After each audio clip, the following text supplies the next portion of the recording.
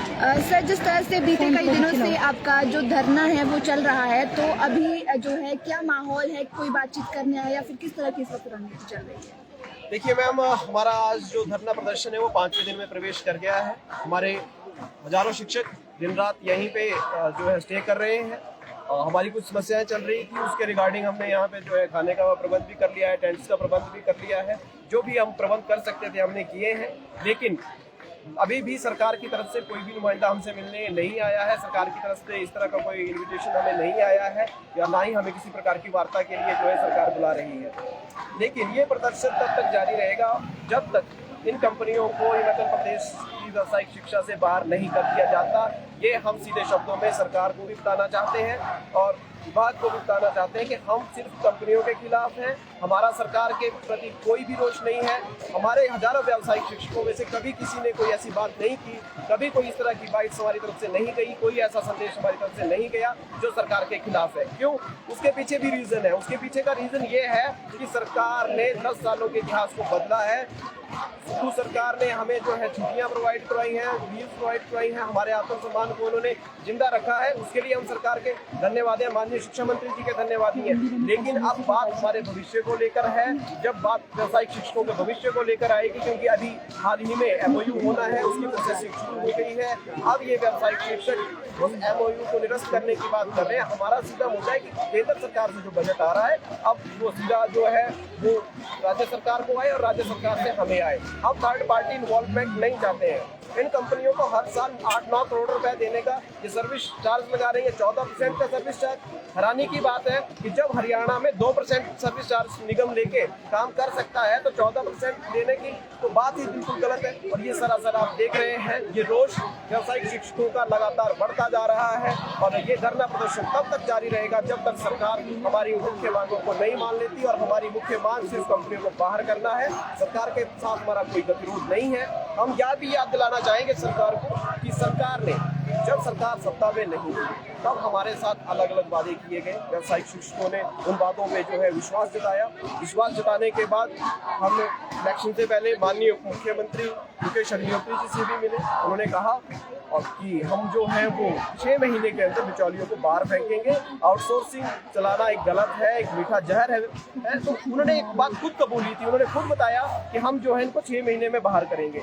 लेकिन आज 2 साल का समय हो गया है और उसके बाद भी इस बात के ऊपर कोई एक्शन नहीं लिया जा रहा है। आप समझ सकते हैं, आउटसोर्स एक मीठा जहर है। युवाओं में ये जहर अगर लंबे समय तक घोला जाएगा तो ये आने वाली पीढ़ी एक गुलाम पीढ़ी होगी। हम एक गुलामी से इस भारत को बचाने के लिए हम एक अलग दिशा में कदम बढ़ा रहे हैं। हजारों व्यावसायिक शिक्षक हमारे स्वरोजगार की दिशा में काम कर रहे हैं। एक कुशल भारत का नेतृत्व करने के लिए हम लोग तैयार हैं। जो शिक्षक हैं, जो शिक्षकों की भांति अपना प्रदर्शन कर रहे हैं। और शिक्षक अगर सड़कों पे है तो ये देश का दुर्भाग्य है।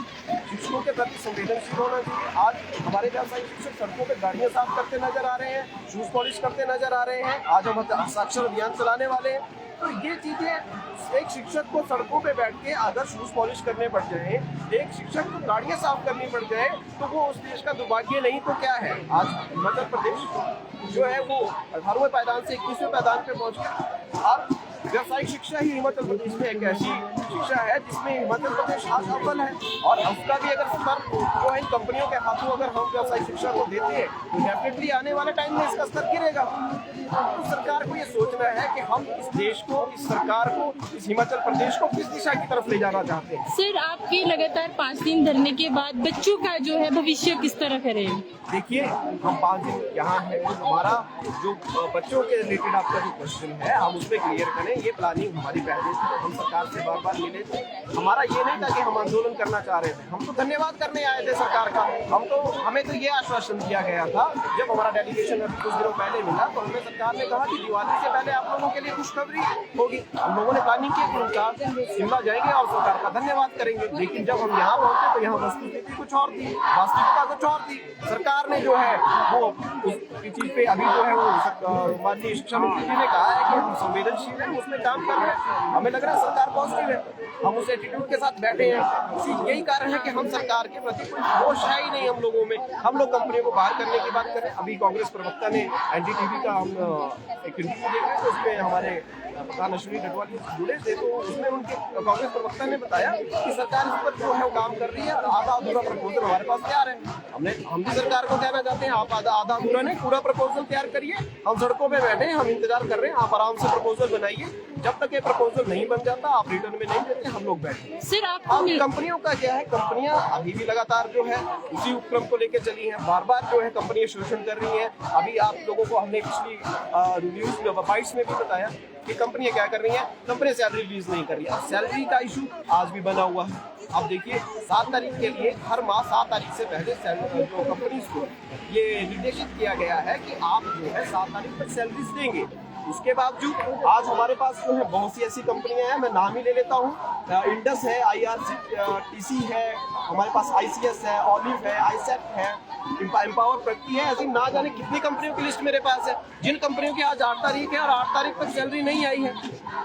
इतना प्रदर्शन हो रहा है, हिमाचल सरकार के समक्ष बार बार मांग उठाई जा रही है और ये कंपनियां अभी भी बेखौफ है।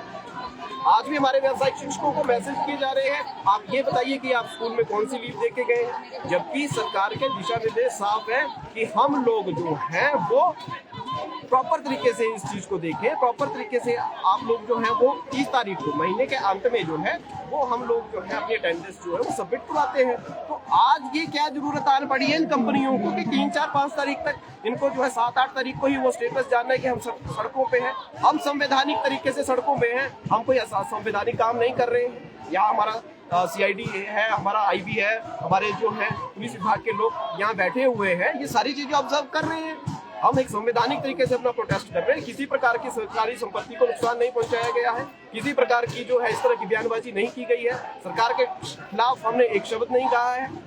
और बहुत से मीडिया चैनल्स में और बहुत से न्यूज पत्रकार बंधुओं को भी मैं ये निवेदन करूंगा कि इस तरह की बातें आप न्यूज़पेपर में ना दें जिसमें ये लिखा गया हो यहाँ सरकार के खिलाफ जमकर नारेबाजी हुई। एक बार भी यहाँ पर सरकार के खिलाफ एक शब्द भी नहीं बोला गया है। एक तरफ आप कह रहे हैं कि सरकार के खिलाफ आप ये प्रदर्शन नहीं कर रहे हैं बल्कि कंपनियों के खिलाफ ये प्रदर्शन चल रहा है, तो आपको क्यों जूते पॉलिश कर आक्रोश जताना पड़ रहा है? क्यों ये धरना आज 5 दिन तक पहुंच गया? क्या कारण इसके पीछे मान रहे हैं? देखिए, इसके पीछे बहुत से रीजन हो सकते हैं। सरकार ने प्रपोजल बनाने के लिए बोला है, सरकार उसके ऊपर काम कर रही है। प्रवक्ताओं ने, उनके कांग्रेस प्रवक्ताओं ने बताया कि हम लोग जो उस पर काम कर रहे हैं, आधा अधूरा प्रपोजल है, हम तो इंतजार में बैठे हैं। अगर सरकार का कोई सकारात्मक नजरिया हमारे सामने आता है, सरकार कोई सकारात्मक कदम उठाती है, यही व्यावसायिक शिक्षक उनका धन्यवाद करने के लिए तैयार है। इसमें कोई बड़ी बात नहीं है। हम लोग सरकार के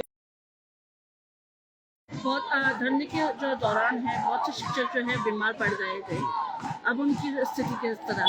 हाँ, हमारे यहाँ बहुत सी समस्याएं हो रही हैं। रात को सड़क में है, बहुत सारे व्हीकल्स यहाँ से जाते हैं, तेज स्पीड में भी जाते हैं, टूरिस्ट प्लेस है, बहुत सारे बाहरी राज्यों के पर्यटक भी यहाँ आते हैं। तो कोई स्थिति कोई भी हो सकती है, लेकिन उसके बावजूद हमारी एक महिला साथी को गाड़ी ने हिट कर दिया था, उनको हमने उपचाराधीन करवाया है, उसके बाद वो ठीक है।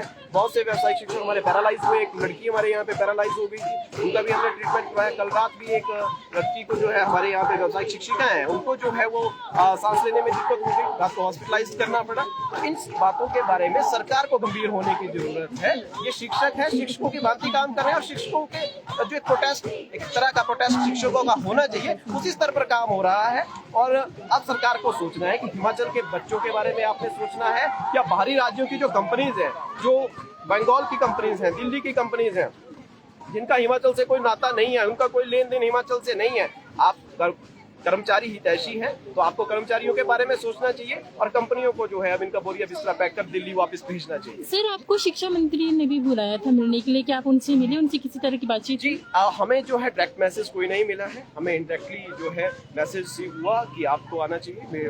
पत्रकार बंधुओं के माध्यम से भी हमारे पास बात पहुंची थी कि कहा था कि हम आपका स्वागत करते हैं। हमने एक डेलीगेशन तैयार किया, हम जो है वो डेलीगेशन के साथ गए। तो शायद शिक्षा मंत्री जी की व्यस्तता के कारण वो थोड़ा टाइम पहले चले गए, क्योंकि ट्रैफिक थोड़ा ज्यादा था, हम लोग टाइम पे नहीं पहुंच पाए हैं। लेकिन हमने बात करने की कोशिश की है, हमने निवेदन किया पत्रकार बंधुओं के माध्यम से। उन्होंने कहा कि हमारे ऑफिस के दरवाजे जो है वो आपके लिए खुले। हमारे पत्रकार बंधुओं के माध्यम से हमने एजुकेशन मिनिस्टर साहब से कहा है कि सर आपके दरवाजे खुले हैं, हमारे दिल के दरवाजे भी आपके लिए खुले हैं, आप आइए। हमारे हजारों व्यावसायिक शिक्षक सड़कों पे हैं, आप इनसे आकर बात करिए। हम आपको आमंत्रित करते हैं, हम आपको आमंत्रित करने ही ऑफिस गए थे और हम आज भी पत्रकार बंधुओं के माध्यम से आपको आमंत्रित करते हैं कि आप आइए और इन इश्यूज को सॉर्ट आउट करिए, ताकि हमारे व्यावसायिक शिक्षक जो है अपने घरों की वापसी करें और सरकार का धन्यवाद करें।